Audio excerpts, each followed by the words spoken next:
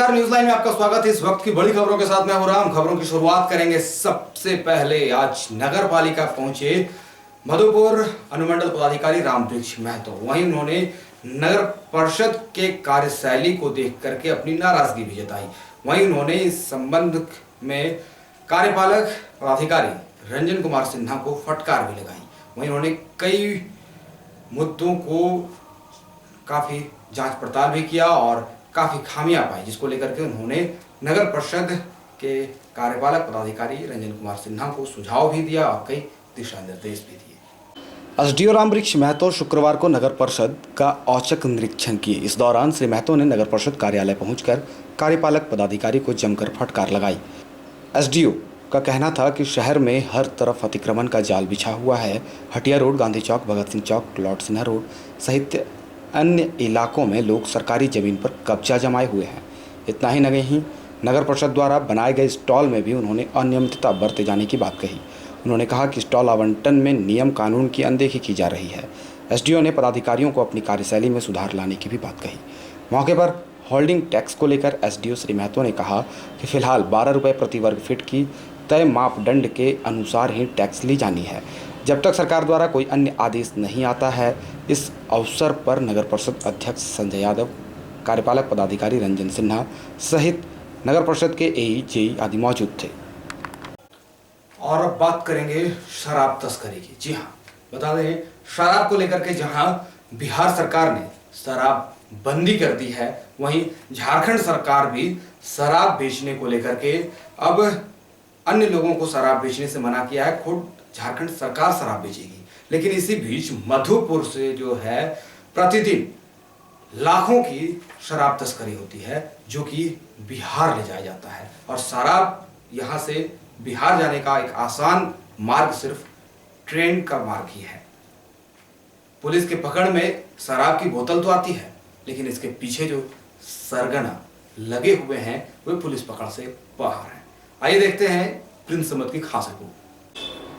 बिहार राज्य में पूरी तरह से जहां नीतीश की सरकार ने शराब बिक्री और सेवन पर रोक लगाने का बेहतर कदम उठाया है, वहीं झारखंड के मधुपुर से प्रतिबंधित शराब को बिहार में धड़ल्ले से खपाया जा रहा है। मधुपुर में सक्रिय शराब तस्कर प्रतिदिन लाखों रुपए का शराब बिहार पहुंचाने का काम कर रहे हैं। तस्कर का एक बड़ा रैकेट इस गोरख धंधे को अंजाम देने में लगा हुआ है। गिरोह के सदस्य इतने एक्टिव हैं कि पुलिस प्रशासन भी इन्हें पकड़ने में असमर्थ है। ऐसे में लगातार अवैध शराब की तस्करी थमने का नाम नहीं ले रहा है। बताया जाता है कि शराब तस्करों के लिए ट्रेन एक ऐसा मार्ग है जिनके जरिए आसानी से बिहार राज्य में शराब को पहुंचाया जा सकता है।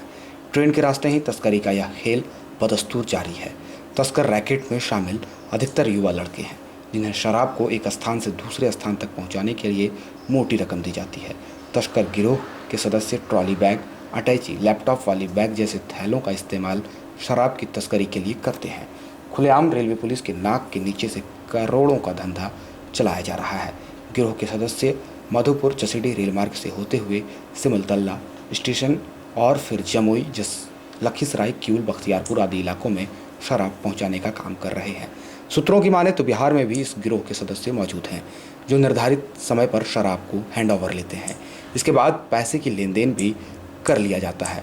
विदित हो कि 3 दिन पूर्व ही आरपीएफ मधुपुर ने देशी शराब से भरा 2 बैग तस्कर को गिरफ्तार किया था।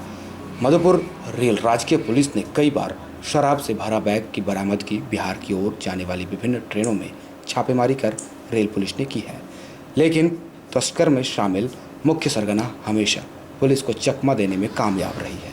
अंग्रेजी शराब और देशी शराब की तस्करी अब भी मधुपुर से ट्रेन के रास्ते हो रही है। बहरहाल शक की सुई भले खाकी पर उठ रही हो, लेकिन अवैध शराब का यह गोरख धंधा मधुपुर में परवान पर है। मधुपुर कॉलेज में इन दिनों गुटबाजी चरम पर है। जी हाँ, और इस गुटबाजी से यूं कहें वर्चस्व की लड़ाई में छात्रों की भविष्य से भी खिलवाड़ हो रहा है। हाल ही में इंटरमीडिएट की परीक्षा देने से 93 छात्र वंचित रह सकते थे, लेकिन किसी तरह प्रयास कर उन 93 छात्रों का एडमिट कार्ड काउंसिल से आनन फानन में मंगाया गया। लेकिन क्यों 93 छात्रों का एडमिट कार्ड समय पर नहीं आया, इसका क्या कारण है, आइए देखते हैं इस रिपोर्ट में। कॉलेज में छात्र संगठनों की राजनीति होना आम बात है। छात्र छात्राएं अगर राजनीति करें तो चाणक्य की वाणी और उनके चिंतन की बात उदाहरण में लाई जा सकती है, लेकिन अगर कॉलेज प्रशासन की ही आपस में राजनीति करे तो इसका विपरीत परिणाम स्वाभाविक है। कॉलेज में पढ़ने वाले छात्र छात्राओं पर पड़ेगी। कुछ ऐसा नज़ारा इन दिनों मधुपुर कॉलेज में देखने को मिल रहा है। कॉलेज प्रशासन दो गुटों में बटे नजर आ रहे हैं। ऐसे में शिक्षार्थियों के शैक्षणिक माहौल के बाद से ही कॉलेज के शैक्षणिक कर्मचारियों और पदाधिकारियों के बीच राजनीतिक रणनीति और षड्यंत्र चल रही है। वर्चस्व की लड़ाई में उतारू मधुपुर कॉलेज प्रशासन बच्चों के लिए भविष्य को नज़रअंदाज कर रही है। इंटरमीडिएट के परीक्षार्थियों पर इसका सीधे तौर पर उस समय असर देखा गया जब करीब 93 छात्र छात्राओं का प्रवेश पत्र काउंसिल से समय पर नहीं मिल पाया। आक्रोशित छात्रों को जब इसको लेकर कॉलेज प्रशासन की लापरवाही को उजागर करने लगी और कॉलेज में ही हो हंगामा का स्वर उठने लगा तो पता चला कि कॉलेज प्रशासन द्वारा उन सभी छात्र छात्राओं का परीक्षा पंजीयन फॉर्म ही काउंसिल नहीं भेजा गया था। चूक कहाँ हुई, किसकी गलती थी, इसको लेकर एक जांच कमेटी का गठन किया गया। मामले को ज़्यादा तूल न पकड़े आनन फानन में कॉलेज के कॉन्ट्रैक्ट कर्मी को हटा दिया गया, लेकिन कमेटी द्वारा चूक की सही रिपोर्ट अभी प्रशासन और कुलपति को नहीं सौंपी गई है। कहा जा रहा है कि नए प्राचार्य के पदभार ग्रहण करने के बाद कॉलेज में पूर्व से चली आ रही मनमानी पर रोक लगाए जाने पर इस तरह के मामले सामने आ रहे हैं। बहरहाल मामला जो भी हो, लेकिन कॉलेज में राजनीति का होना बच्चों के भविष्य के साथ खिलवाड़ करना है। सर कि हम इस कॉलेज के छात्र नहीं है, आप पूछिए पूरे आप इंटरमीडिएट के नहीं हैं। हम इंटरमीडिएट के नहीं है, लेकिन कॉलेज के लिए सोचेंगे, हम सोचेंगे। देखिए आप कॉलेज को आपको लिख के दीजिए सर, मारे पिट ना करना है। आप इसको लिख के दीजिए, मार पिट करके मैं बात कर रहा हूं कॉलेज का, हम लोग कॉलेज के, हम लोग यहाँ आएंगे। और अब बात करेंगे मधुपुर स्टेशन परिसर की। जी हाँ, मधुपुर स्टेशन परिसर को तब साफ सुथरा व दुरुस्त व पूरे व्यवस्था के साथ रखा जाता है जब कोई आसनसोल रेल मंडल के आला अधिकारी मधुपुर निरीक्षण के दौरे पर आते हैं तो जगह जगह चप्पे चप्पे पर में आरपीएफ के जवान मौजूद रहते हैं। किसी भी परिंदे को पर मारने की हिम्मत ना हो ऐसी पुख्ता इंतजाम किए जाते हैं। लेकिन अन्य दिनों की बात अगर करें तो जहां अवैध वाहन पड़ाव, जो वाहन पड़ाव वर्जित क्षेत्र है, वैसे जगहों पर में भी अन्य दिन वाहन लगे रहते हैं। देख सकते हैं आप साफ इन तस्वीरों में किस प्रकार से वाहन को यहाँ पर में लगा दिया गया है, लेकिन इसकी सुध लेने वाला कोई नहीं है। आरपीएफ व जीआरपी के जवान भी इसको लेकर के गंभीर नहीं है। मधुपुर आदर्श स्टेशन परिसर में वाहनों का अवैध पड़ाव अब भी जारी है। स्टेशन परिसर के मुख्य द्वार, टिकट घर सहित अन्य वर्जित स्थानों में लगातार दोपहिया वाहनों को जहां तहां खड़ा कर दिए जाने से रेल यात्रियों समेत अन्य लोगों को काफ़ी परेशानी झेलनी पड़ रही है। वहीं वाहनों के अवैध पड़ाव पर अंकुश लगाने में रेल प्रशासन पूरी तरह विफल साबित हो रही है। हालांकि कभी कभार रेल प्रशासन वैसे अवैध पड़ाव पर वाहनों के खड़े करने वालों को सबक सिखाती है, लेकिन यह सिलसिला थमने का नाम नहीं ले रहा। इधर पिछले कई महीनों से दोपहिया वाहनों का अवैध पड़ाव स्टेशन परिसर में लगना जारी है।